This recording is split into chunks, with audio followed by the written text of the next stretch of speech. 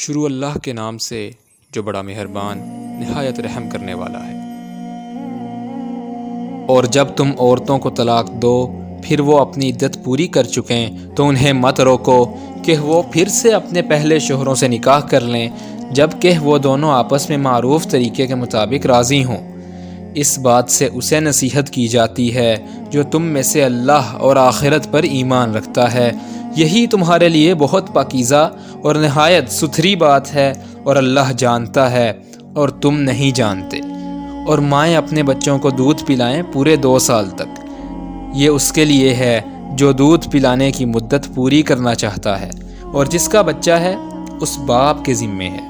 ان ماؤں کا کھانا اور ان کا لباس معروف طریقے کے مطابق، کسی شخص پر اس کی گنجائش سے زیادہ ذمہ داری نہیں ڈالی جاتی، نہ ماں کو اس کے بچے کی وجہ سے نقصان پہنچایا جائے اور نہ ہی باپ کو اس بچے کی وجہ سے نقصان پہنچایا جائے،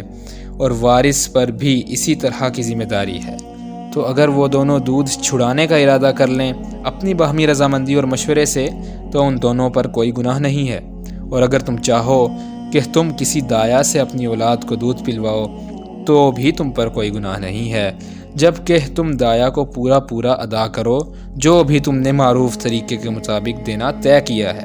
اور اللہ سے ڈرو اور جان لو کہ بے شک جو تم کر رہے ہو اللہ اسے خوب دیکھنے والا ہے۔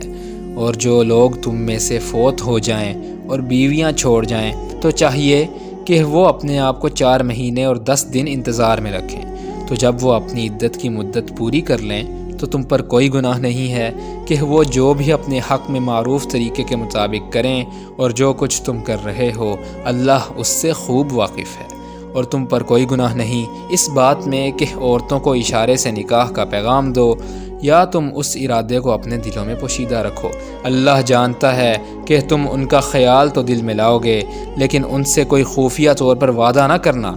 سوائے اس کے کہ تم بھلی بات کہہ دو، اور نکاح کی گرہ پکی نہ کرنا یہاں تک کہ عدت کا حکم اپنی مدت کو پہنچ جائے۔ اور جان لو بے شک اللہ جانتا ہے جو کچھ تمہارے دلوں میں ہے، لہذا اس سے ڈرتے رہو، اور جان لو بے شک اللہ بہت بخشنے والا بڑا حلم والا ہے۔